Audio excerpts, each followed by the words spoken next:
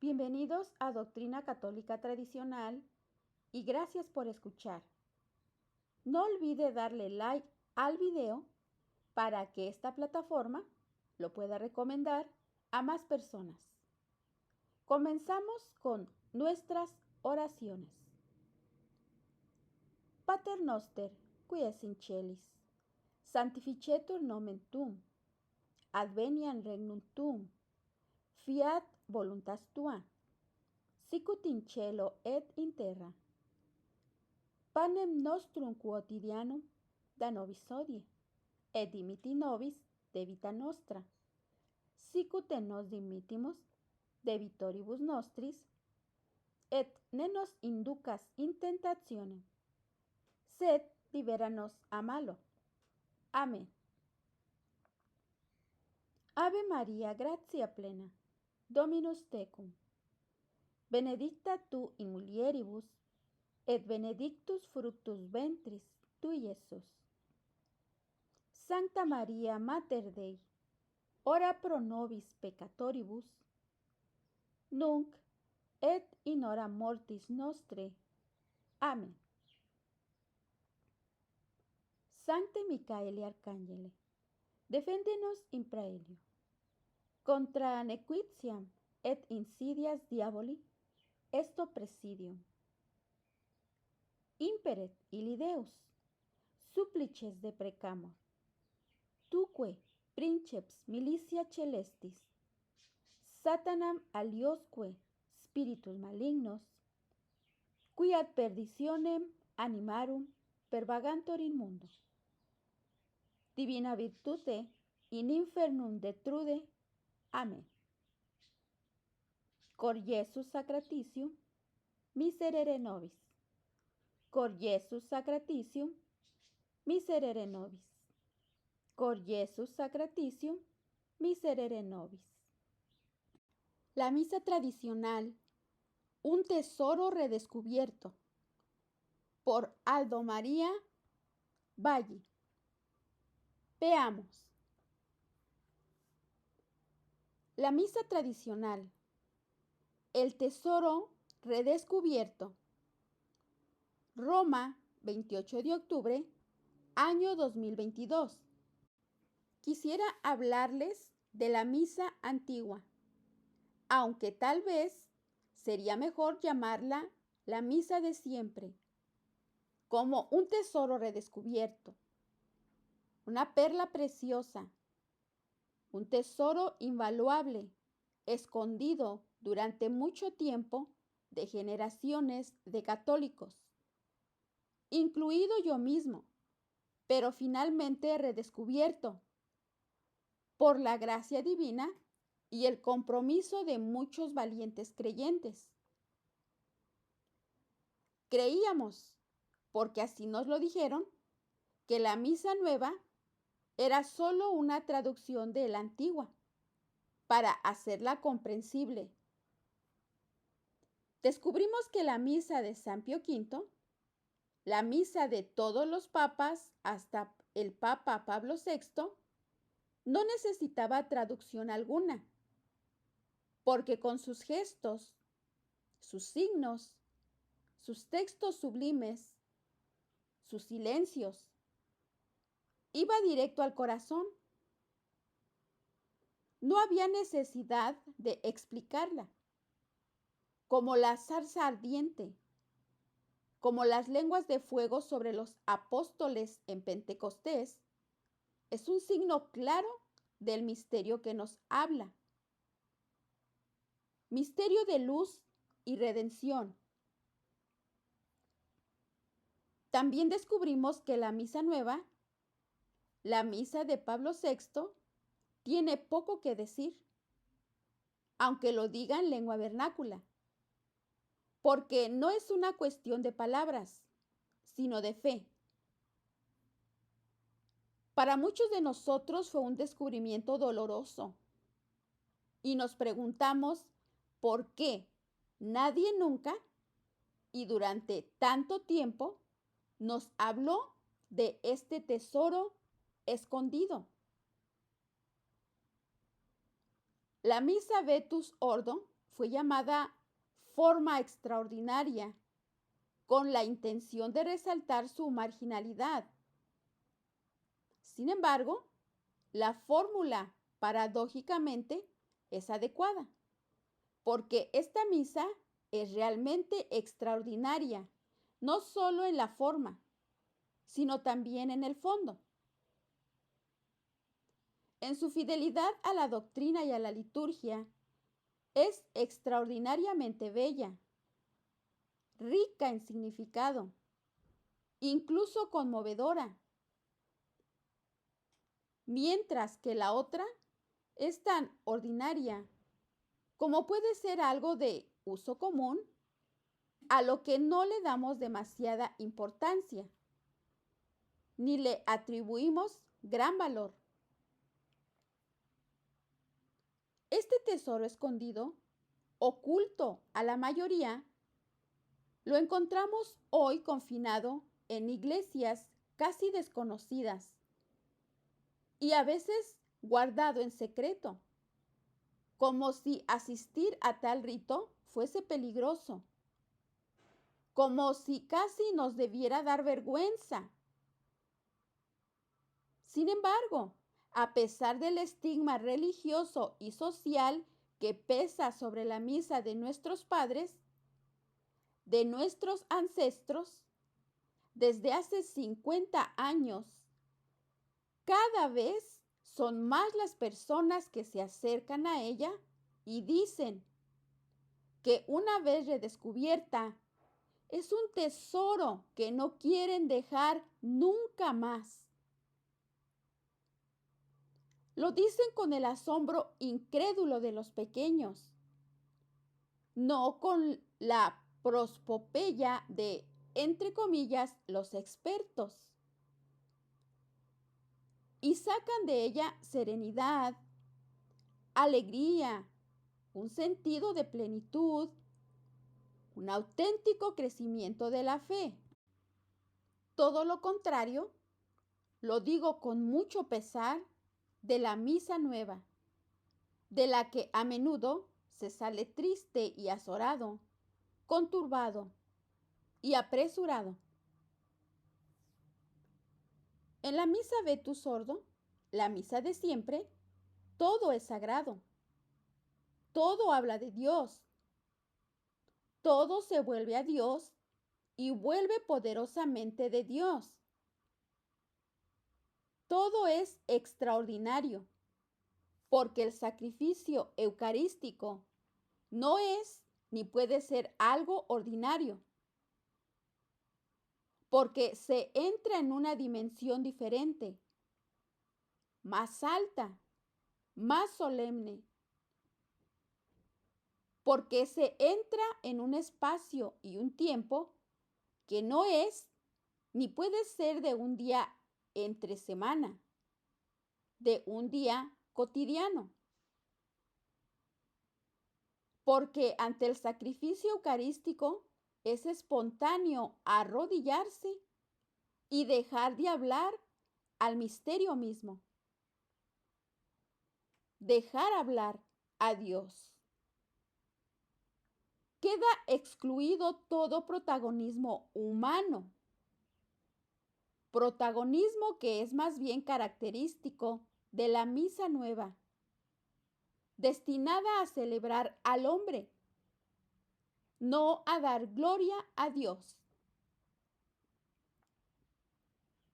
Quiero aclarar que habiendo nacido en 1958, crecí en la iglesia posconciliar y durante muchos años ignoré todo lo referente a la misa anterior. Recuerdo vagamente al sacerdote de cara al tabernáculo, de espalda a los fieles, y luego, en el momento del sermón, lo recuerdo allí en lo alto, en lo elevado al púlpito, que después dejó de usarse. Pero en verdad son recuerdos muy vagos, porque yo era un niño de pocos años. A pesar de todo, El Señor fue bueno y me permitió encontrar buenos sacerdotes, como el coadjutor del oratorio al que asistía de niño. Digo esto para enfatizar que mis comentarios no están motivados por un sentido de venganza o controversia. Al contrario, agradezco al Señor por todo lo que me ha dado y por dejarme crecer en la iglesia, en mi caso ambrosiana. Sin embargo, no tengo dificultad en decir que desde que la divina providencia me hizo descubrir la misa antigua, se me ha abierto un maravilloso mundo de gracia.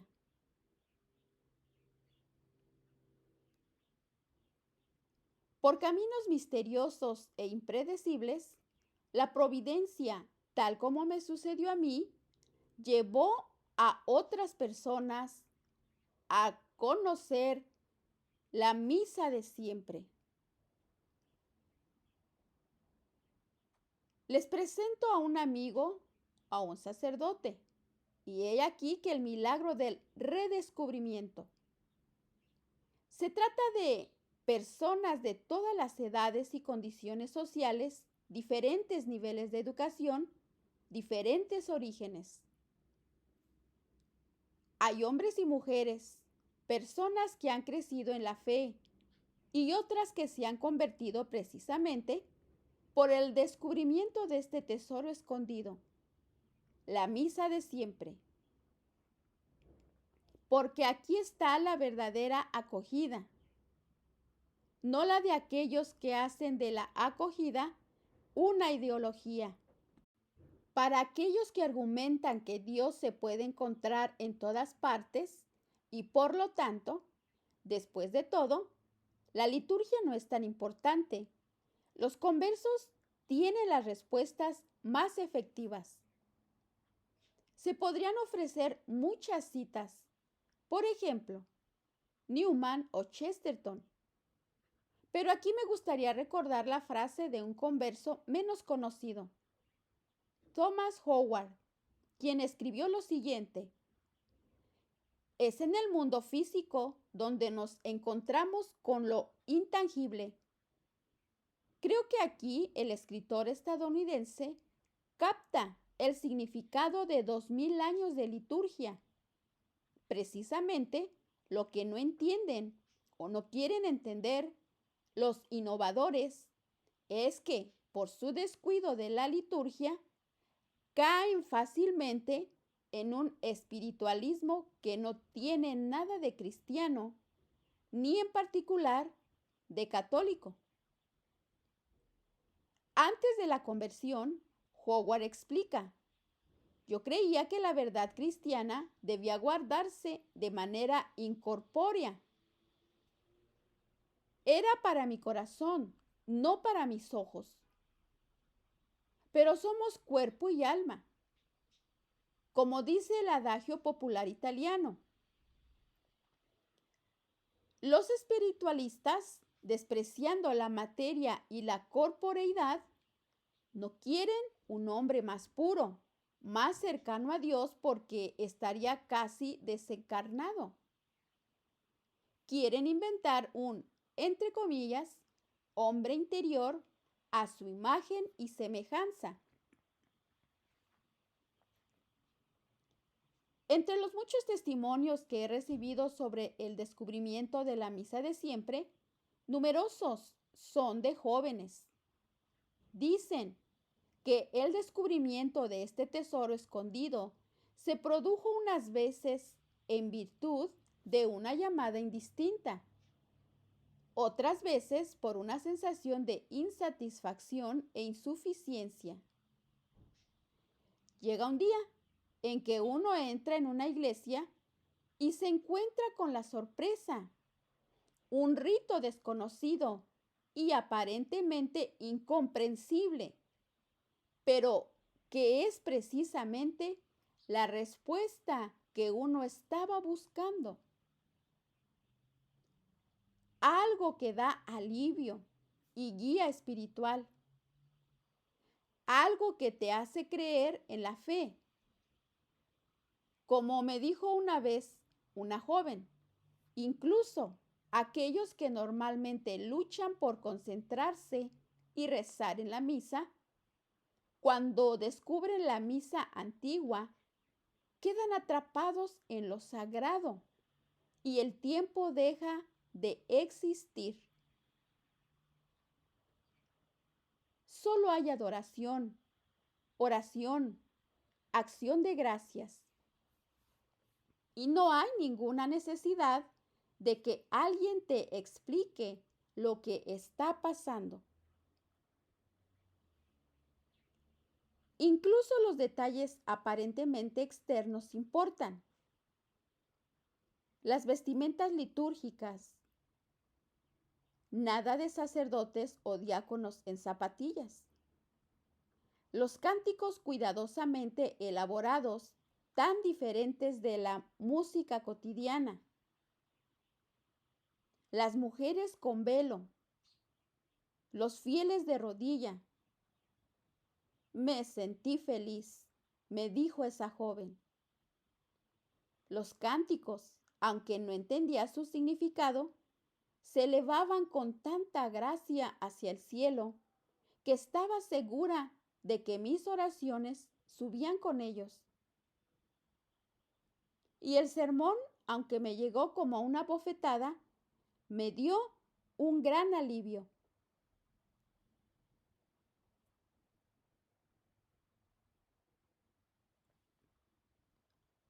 Un último testimonio. La misa tradicional. ¡Qué regalo tan maravilloso! Las diferencias que vi entre la misa tridentina y la misa posconciliar a la que estaba cansadamente acostumbrado fueron, desde el principio, implacables por un lado, la solemnidad de una celebración en la que el centro es el sacrificio eucarístico. Y cada gesto del Alter Christus, cada palabra y cada canción son perfeccionadas por la fe. Por otro lado, la misa moderna, en la que el centro ya no es el sacrificio, sino la aburrida homilía del presidente de la asamblea, en el que hay cantos que no elevan, sino que distraen y desvían. Un altar que ya no parece ser tal, sino que se ha convertido en una mesa. Y la comunión se recibe de pie y en la mano, sin respeto ni devoción. Entonces piensas, pero ¿dónde viví todo este tiempo? ¿Y de qué me perdí? En estos 3 años he visto por lo menos duplicar el número de personas que asisten a la misa de siempre, a la misa tradicional, y no me sorprende. También hay muchos jóvenes y en el altar, con el sacerdote celebrante, de 4 a 7 monaguillos. Y sabemos que acolitar en la misa de San Pío V no es nada fácil.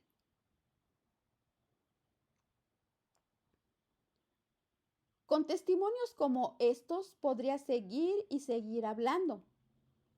Todos son así, llenos de asombro y gratitud, pero también de un profundo pesar por el tiempo transcurrido antes de redescubrir el tesoro. Llama la atención que aunque provenga de simples fieles, muchas veces carentes de una preparación específica en los campos teológico, doctrinal y litúrgico, estas reflexiones están en profunda sintonía con las observaciones que desde el principio, en 1969, el mismo año de la promulgación del nuevo misal, fueron hechas con autoridad por quienes denunciaron el proceso de protestantización implementado con la reforma litúrgica y dieron la voz de alarma sobre el desastre inminente. También señalo que recibo muchas solicitudes de personas que preguntan dónde pueden recibir la comunión en la lengua y se quejan de que en sus parroquias a menudo se les niega. Esto, estimado oyente, es un patente abuso de la ley litúrgica vigente. Recuerdo la carta de una señora que, habiendo pedido al sacerdote recibir la comunión en la lengua, no solo se la negó, sino que le dijo: ¿qué les pasa a ustedes los tradicionalistas?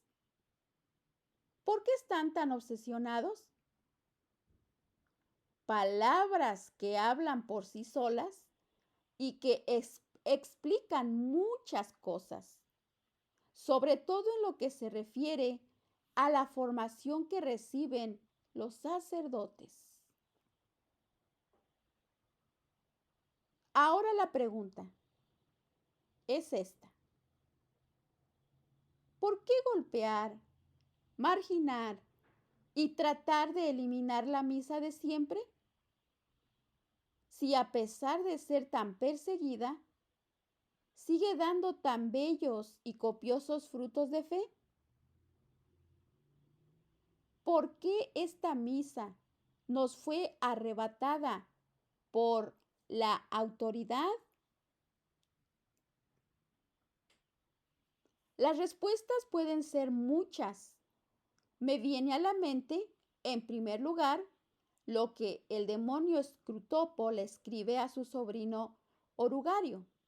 Y cito: uno de nuestros grandes aliados en la actualidad es la Iglesia misma. Pero tal vez la misa de siempre fue atacada porque si simplemente hubieran colocado la misa reformada junto a ella, ciertamente esta última atraería gradualmente a menos y menos. La misa apostólica de siempre es tan profunda y auténticamente católica que inevitablemente expone las falsificaciones implementadas por aquellos que dicen ser católicos, pero no lo son. En la misa de siempre no hay necesidad de invitar a la actuosa participación y no hay nada que, entre comillas, animar. Cuando escucho hablar de animación de la misa, sonrío con amargura. En la misa de siempre, solo hay que arrodillarse ante el Mysterium Tremendum. Pero para arrodillarse, para reconocerse pecadores ante Dios, es necesario ser humildes, despojándonos del orgullo, del protagonismo en la iglesia y de la vanidad que lleva a la ostentación. Protagonismo que en cambio domina indiscutiblemente en el campo modernista, marcado por la pretensión de, entre comillas, hacer la iglesia. Por eso, una vez que has redescubierto la misa de siempre, la misa nueva te causa malestar. Estás en presencia de una distorsión, de una caricatura. Sientes que no tienes nada que ver con ese sentimentalismo vacío, ese rito que a menudo parece tener lugar para dar gloria no a Dios, sino, bajo la apariencia de Dios, al hombre. Ahora bien, puesto que el tesoro que hemos redescubierto A pesar de todos los esfuerzos de quienes hubieran querido y aún quieren mantenerlo escondido, es patrimonio de la Iglesia, de los fieles y de toda la humanidad sedienta de verdad, de caridad y de trascendencia. Debemos ser conscientes de que tenemos derecho a una restitución íntegra. No nos cansemos de señalar la iniquidad del abuso, aunque el abuso provenga de la misma alta autoridad. Quiero citar algunos pasajes de la carta que los cardenales Alfredo Ottaviani y Antonio Bacci escribieron al Papa Pablo VI para presentar su famoso libro Breve examen crítico del Novus Ordo Missae. Los dos cardenales escribieron que el Novus Ordo se aleja de modo impresionante, tanto en conjunto como en detalle, de la teología católica de la Santa Misa, tal como fue formulada por la 22 sesión del Concilio de Trento, que al fijar definitivamente los cánones del rito, levantó una barrera infranqueable contra toda herejía que pudiera atentar a la integridad del misterio.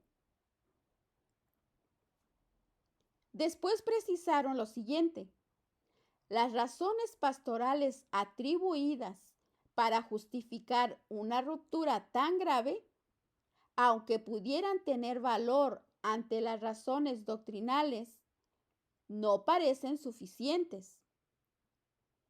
En el nuevo Ordo Missae aparecen tantas novedades y a su vez tantas cosas eternas se ven relegadas a un lugar inferior o distinto, si es que siguen ocupando alguno, que podría reforzarse o cambiarse en certeza la duda que por desgracia se insinúa en muchos ámbitos, según el cual las verdades que siempre ha creído el pueblo cristiano podrían cambiar o silenciarse sin que esto suponga infidelidad al depósito sagrado de la doctrina, al cual está vinculado para siempre la fe católica.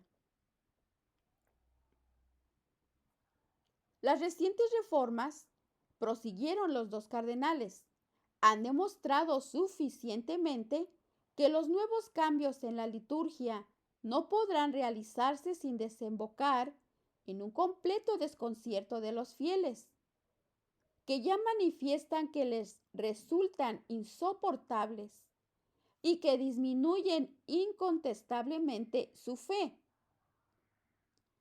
En la mejor parte del clero, esto se manifiesta por una crisis de conciencia torturante, de la que tenemos testimonios innumerables y diarios.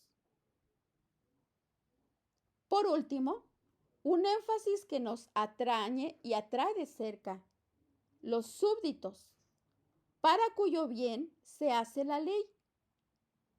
Siempre tienen derecho, y más que derecho, deber, en el caso en que la ley se revele nociva, de pedir con filial confianza su abrogación al legislador. Por ese motivo, suplicamos instantemente a su santidad que no permita, en un momento en que la pureza de la fe y la unidad de la Iglesia sufren tan crueles laceraciones y peligros cada vez mayores, que encuentran cada día un eco afligido en las palabras del Padre común, que no se nos suprima la posibilidad de seguir recurriendo al íntegro y fecundo misal romano de San Pío V, tan alabado por su santidad y tan profundamente venerado y amado por el mundo católico entero. Recordemos que Deus non irriditeu. La terrible advertencia de San Pablo es clara y también se refiere a la liturgia.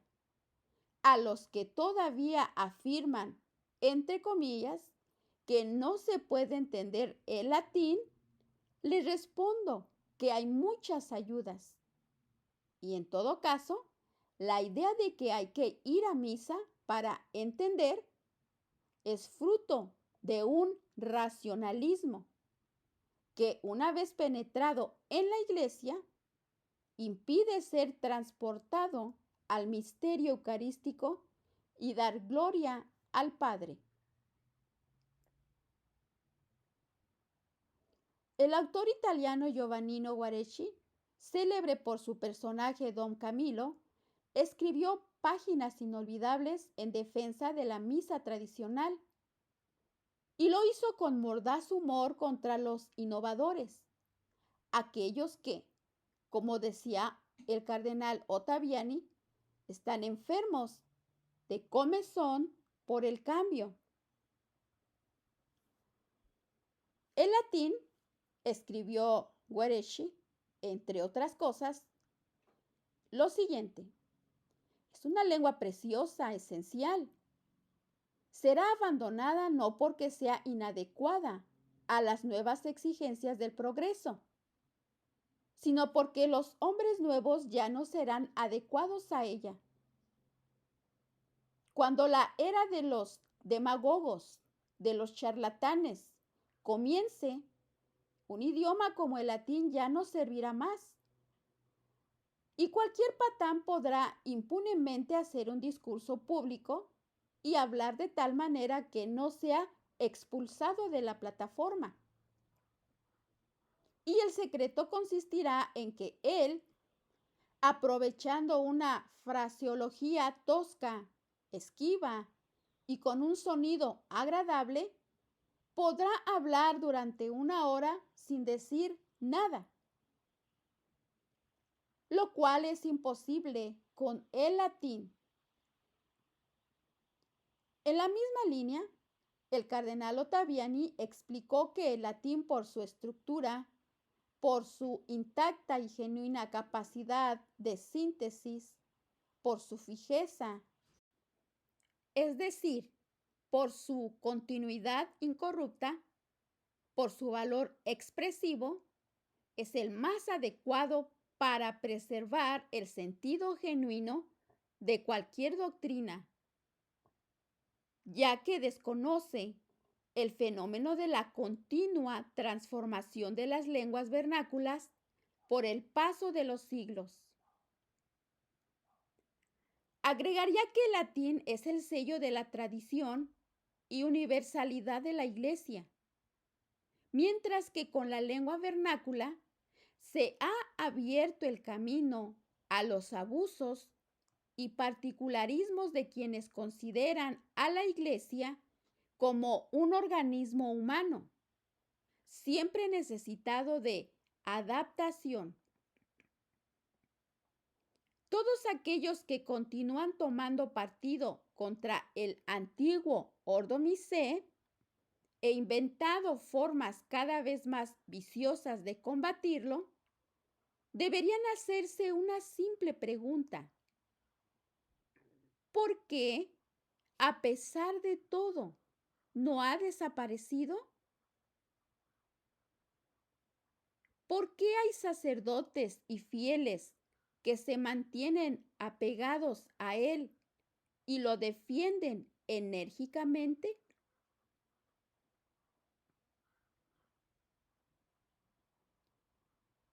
Y luego otra pregunta: ¿por qué, a pesar de la reforma litúrgica, la Iglesia está perdiendo fieles y vocaciones? ¿Y por qué, Por el contrario, la misa antigua, en contraste con las inmisericordias estadísticas, atrae cada vez a más personas.